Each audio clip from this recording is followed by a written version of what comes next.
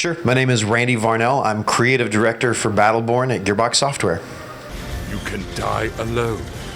You can die clinging to your idiot friends. Or you can die with the rest of the misbegotten filth that gutterballed into this wretched system. Take your pick, but you will die. And so, back to that sound. That is the last choking gasp of a dying cosmos doomed to the dark.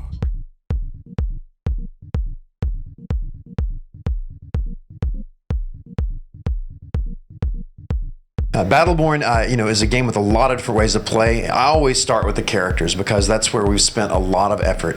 We've made 25 different, hopefully unique characters. I think they are. I hope other people feel the same way. 25 characters that play very differently. They have different ways they move, different ways they attack, and it's more than just shooting, right? We've got a couple of characters with guns for sure. We have characters with swords, an axe, a bow, magic, even some characters that'll eventually punch and fight up close. A lot of different things to do and a lot of different ways to play. And starting with that is kind of the heart of Battleborn, and from there, we give you two big ways for the characters to play and interact with one another through the story missions. You'll learn about the story of the last star in the universe, and you get to play these kind of great, almost TV episode style missions. 30 or 45 minutes, up to 5-player co-op together to play, to fight against the enemies of the universe who are trying to destroy the very last star in the universe. Or if you're more of a competitive player, we've designed and balanced the characters for competitive multiplayer.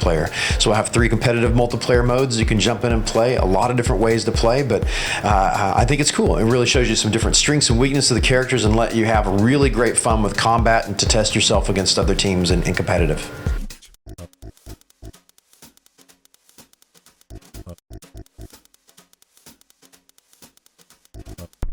It will make a difference. I think the good teams will really think about what characters are good at working together. For example, Montana, the big guy with the minigun, works really well when you have a support character with him. So take Miko or Reyna. Miko is the mushroom. It's a very, very good healer. And Montana is meant to absorb a lot of damage, but when you put a healer with him, it's very hard to kill him. Reyna is a support character, but she can put overshield. She can restore shields on characters. So it's even more deadly with Montana because, again, if he gets really, really low on health and shields, she can just save him at the last minute, and she can even do things where when she overshields him, it restores his other shields, and it makes him really, really hard. So there's lots of ways to play together with the characters, and you're going to want to look for those good combos when you put teams together. That said, we've really tried to be sure, because you can play single player through the story missions in Battleborn, we're trying to be sure that every character has like at least a good main attack. So if you're playing single player, even as a support character like Miko or Reyna, it's still going to be fun. There's still a good combat to be had. You can still engage and kill and attack the enemies and that. So there's some balance, but there definitely is some differences that you'll find in there. And I think the best teams that play will really think about how the characters interrelate and how you change the characters, how you customize them through the Helix system to work together.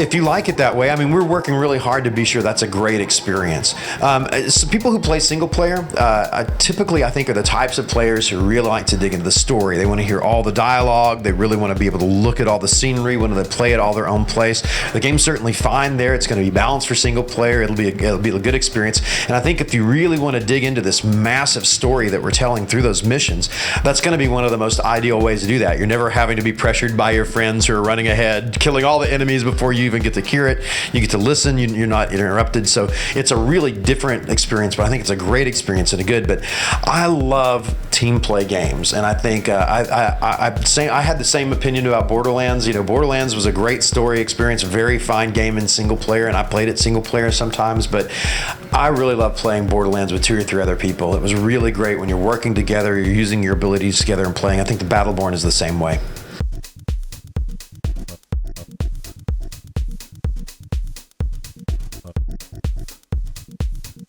Well, I think so. In fact, I really do think so for the gameplay. The characters are very different. I think if you play through as a ranged sniper character, for example, you're gonna have a very different experience in the missions than if you play through like a melee character like Wrath. You know, he's gonna have to get up close. His risks with different types of enemies are different. If you play, especially if you're playing co-op, you're experiencing and playing like a support character like a Miko, a Reyna, or a Umbra that we had today is gonna be very different than if you play like a defensive character like Montana, or Boulder, or Isaac. I think you're gonna get different experiences with the game, and you're gonna face different challenges. You can actually play the game on hard mode as well if you really, really want to challenge yourself on that. And I think that's going to bring out that really thoughtful process of making good builds, making good team compositions to really challenge yourself. We also have scoring. So there's different ways to get and make better score in the game. So if you like to challenge yourself against yourself or against other players, at the end of the story missions, you'll have a score. We'll actually rank you bronze, silver, gold, or diamond, I think is our top rank. And you'll get to compare yourself against other players. There'll be slightly better rewards you'll have if you can score better, and some challenges you can unlock. But even on that, you know, I think playing through the stories, we've done a lot of work to record a lot of unique dialogue for the characters. A lot of their background and backstory is revealed when you play those characters. And if that's not enough in the match and all that, we actually have a character rank system that is a persistent growth outside of the match. So inside a match, you level from character level from 1 to 10, and then that resets every match. Outside of the match, you gain ranks with the character. So as you play multiple missions and multiple levels, even in competitive mode with the same character, you're going to gain ranks, and that's going to unlock some different things. It'll unlock some different skins, some different way the characters look. It'll unlock taunts, those silly little animations they do, and which are really fun to use in multiplayer.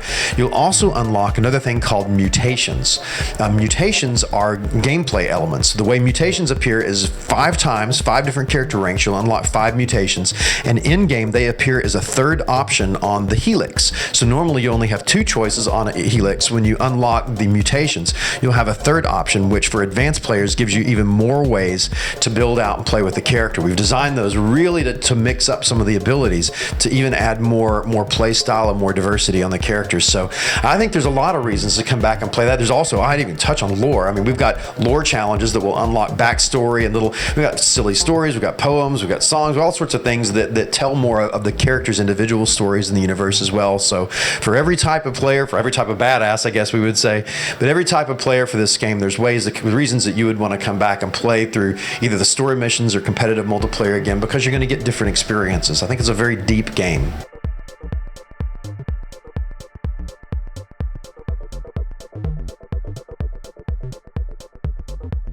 I think it's great. So I've been working on Battleborn since right after Borderlands 2. I worked on that project as design producer and transitioned over to the creative director role for that. We've had some kind of multiplayer in Battleborn in development for most of that time. So over 2 years, about 2.5 years, we've had a really rough prototype multiplayer and have played it a lot. We are still playing multiplayer at Gearbox. We love it. We have folks that play every day. We enjoy it. The modes, we have 3 modes. If you want to just know the facts, we have Capture, Meltdown, and Incursion. Again, designed to give different types of competitive experience. Capture is going to be very familiar for shooter players.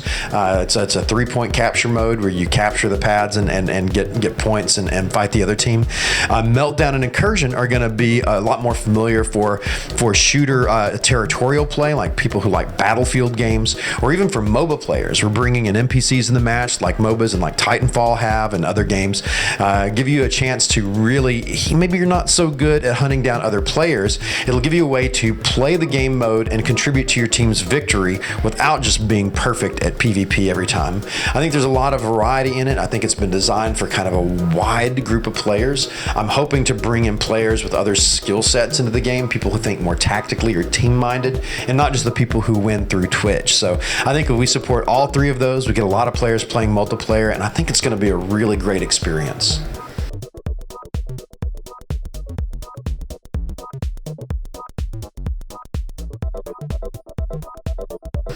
Yeah, sure, absolutely. I mean, we love to invent. We love to make up new stuff. I mean, it's why I became a game designer, right?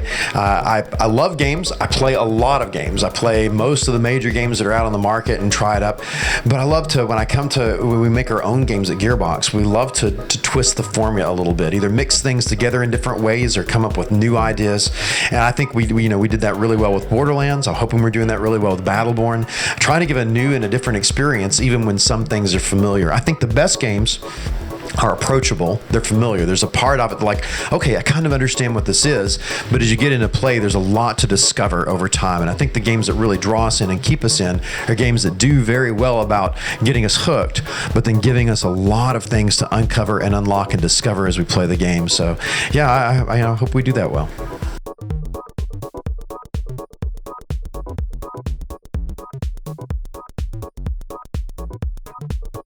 I hope so. We haven't talked at all about post-launch plans right now at the moment. In fact, I'll go back from this press tour to Gearbox and go pretty much right back into crunch. We've got a lot of game to make and are trying to get it out to people as soon as possible.